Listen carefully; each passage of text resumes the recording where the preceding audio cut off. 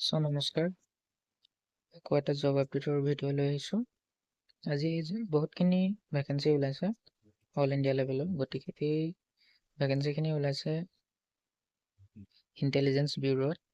যি ইণ্টেলিজেঞ্চ ব্যুৰোৰ যিটো ACIO অফিচাৰ লেভেলৰ যিটো পোষ্ট আছে তাৰ কাৰণে এডভাৰটাইজমেণ্ট ওলাইছে।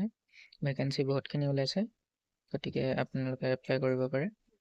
চ' ইণ্টেলিজেঞ্চ ব্যুৰো হৈছে আমাৰ ইণ্টেলিজেঞ্চ এজেঞ্চি হয় আমাৰ ইণ্ডিয়াৰ। যেনেদৰে বহুত ধৰণৰ ইণ্টেলিজেঞ্চ এজেঞ্চি আছে, যেনেদৰে আছে, IB আছে। তো এই IBৰে যিটো ACIOৰ কাৰণে পোষ্ট, সেই পোষ্টটোৰ কাৰণে বহুতখিনি খালী পদ ওলাইছে। গতিকে তাৰ কাৰণে অনলাইন এপ্লাই ষ্টাৰ্ট হৈ গৈছে, গতিকে আপোনালোকে এপ্লাই কৰিব পাৰে। গতিকে এইখন আছে অফিচিয়েল নটিফিকেশ্যন। তেতিয়াহ'লে এই অফিচিয়েল নটিফিকেশ্যনখন চালে আমি দেখা পাইছোঁ যে এই যিটো পোষ্ট আছে সেইটো পোষ্টটো আছে ACIO assistant central intelligence officer grade 2ৰ পোষ্ট হয় এইটো। ইয়াৰ যিটো নাম্বাৰ অফ ভেকেঞ্চিজ ইয়াত দেখুৱাব পাৰে। ইয়াত টোটেল ভেকেঞ্চিজ কিমান আছে? 3770টা টোটেল ভেকেঞ্চি আছে। লগতে কেটেগৰী ৱাইজ কিমানটা আছে তাত দিয়া আছে।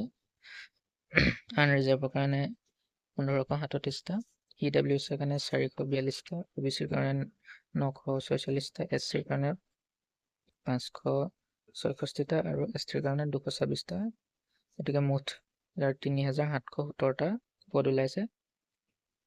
ইয়াৰ কাৰণে এছেঞ্চিয়েল যিটো কোৱালিফিকেশ্যন সেইটো মিনিমাম গ্ৰেজুৱেশ্যন কৰিলে হ'ব বা ইকুইভেলেণ্ট, গ্ৰেজুৱেশ্যনৰ ইকুইভেলেণ্ট কিবা ডিগ্ৰী থাকিলে আপোনালোকে কি কৰিব পাৰে, ইয়াত এপ্লাই কৰিব পাৰে। লগতে কি কৈছে, কম্পিউটাৰৰ নলেজ থাকিব লাগিব বুলি কৈছে। গতিকে কম্পিউটাৰ জানিব লাগিব।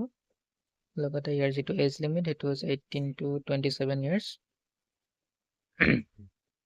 আৰু যিটো এজ হ'ব সেই 18ৰ পৰা 27 এজ যিটো ধৰা হ'ব সেইটো 10 তাৰিখ 8 মাহ 2025ৰ ডেটটোৰ হিচাপত ধৰা হ'ব। লগতে যিটো আপাৰ এজ লিমিট SC STৰ কাৰণে 5 বছৰ আৰু OBCৰ কাৰণে 3 বছৰ দিয়া হৈছে। গতিকে এইটো হৈছিলে এজ লিমিট কোৱালিফিকেশ্যন। তাৰ পৰা ইয়াৰ যিটো চিলেকশ্যন প্ৰচেছ হৈছে, এই চিলেকশ্যন প্ৰচেছত 3টা ষ্টেজত হয়, Tier 1, Tier 2 আৰু Tier 3। Tier 1 আৰু Tier 2 দুটা এক্সাম পাছ কৰাৰ পাছত আপোনালোকৰ ইণ্টাৰভিউ হ'ব।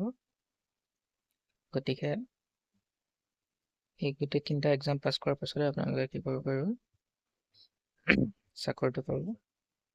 গতিকে Tier 1ৰ যিটো চিলেবাছ ইয়াত দিয়া আছে, current affair, general studies, numerical aptitude, reasoning, English, আৰু ইয়াৰ নেগেটিভ মাৰ্কিং দিয়া আছে 1/4 মানে 0.25। ইয়াত কি আছে, নেগেটিভ মাৰ্কিং আছে। তাৰপৰা Tier 2টো হৈছে ডেছক্ৰিপটিভ টাইপৰ হয়, এছে লিখিব আহে, ইংলিছ কম্প্ৰিহেনশ্যন, লং আনচাৰ টাইপ কুৱেশ্যন আহে।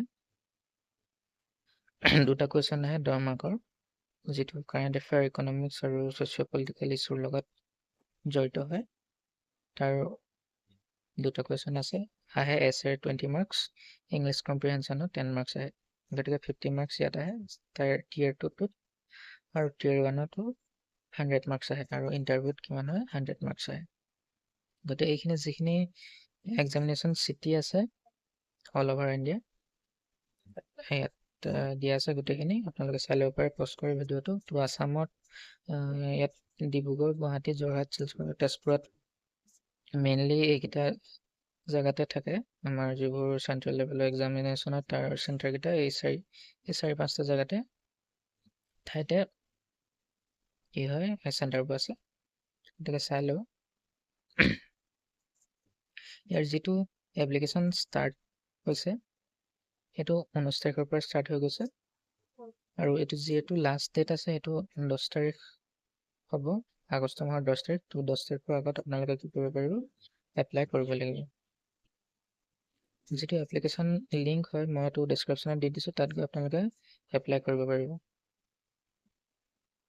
তাৰপিছত আপোনালোকৰ গোটেইখিনি ডকুমেণ্ট লাগিব, যিখিনি এডুকেশ্যনেল কোৱালিফিকেশ্যন, তাৰপিছত যিখিনি ৰিজাৰ্ভ কেটেগৰীৰ কাৰণে যিখিনি চাৰ্টিফিকেট লাগে, এই গোটেইখিনি চাৰ্টিফিকেটো দৰকাৰ হ'ব।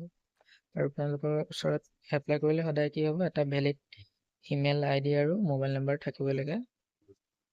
গতিকে এইটো আপোনালোকে চাই লওক। তাৰপিছত যিটো ইয়াৰ এপ্লিকেশ্যন ফিজ হৈছে, ইয়াৰ এপ্লিকেশ্যন ফিজটো কি হৈছে, দুটা কম্পনেণ্ট থাকে। ইয়াৰ 100 ৰুপিজটো এটা দিব লাগে, সেইটো হৈছে কি হয় এক্সামিনেশ্যন ফিজ, আৰু এক্সট্ৰাকে 550 ৰুপিজ দিব লাগে। সেইটোকে ৰিক্ৰুইটমেণ্ট প্ৰচেচিং চাৰ্জ হিচাপে লোৱা হয়। গতিকে 650 ৰুপিজ আপোনালোকে কি কৰিব, পে' কৰিব লাগিব। অনলাইন অফলাইন দুইটা মোডতে আপোনালোকে কি পে'মেণ্টটো কৰিব পাৰিব। গতিকে এইখিনিয়ে আছিলে গোটেইখিনি। গতিকে আগষ্টৰ 10 তাৰিখৰ আগত আপোনালোকে এপ্লাই কৰিব পাৰে। বহুত ভাল ভেকেঞ্চি হয়। আমাৰ যিটো ইণ্টেলিজেঞ্চ এজেঞ্চি হয়, বহুত ভাল পোষ্ট হয়। আৰু ইয়াৰ মেডিকেল আৰু ফিজিকেলি বহুত ভাল হ'ব লাগিব। তেতিয়াহ'লে আপোনালোকে নিশ্চয়কৈ এইটো কোৱালিফাই কৰি পিনে চাকৰিটো পাব পাৰে। গতিকে মই ডেছক্ৰিপশ্যনত লিংক দিয়া আছে, আৰু এইটো গোটেইটো ন'টিফিকেশ্যন এইটো হয়, আপোনালোকে প'ষ্ট কৰি গোটেইখিনি পঢ়ি ল'ব পাৰে। গতিকে ডেছক্ৰিপশ্যনত লিংক দিয়া আছে, এপ্লাই কৰা। গতিকে সেই লিংকটোত গৈ পিনে আপোনালোকে কি কৰিব পাৰে, ৰেজিষ্ট্ৰেশ্যন কৰি তাৰপিছত ইমেইল ID যিটো পাছপৰ্ট আৰু আহিব, সেইটোৱেদি লগ ইন কৰি আপোনালোকে কি কৰিব পাৰে, এপ্লাই কৰিব পাৰে।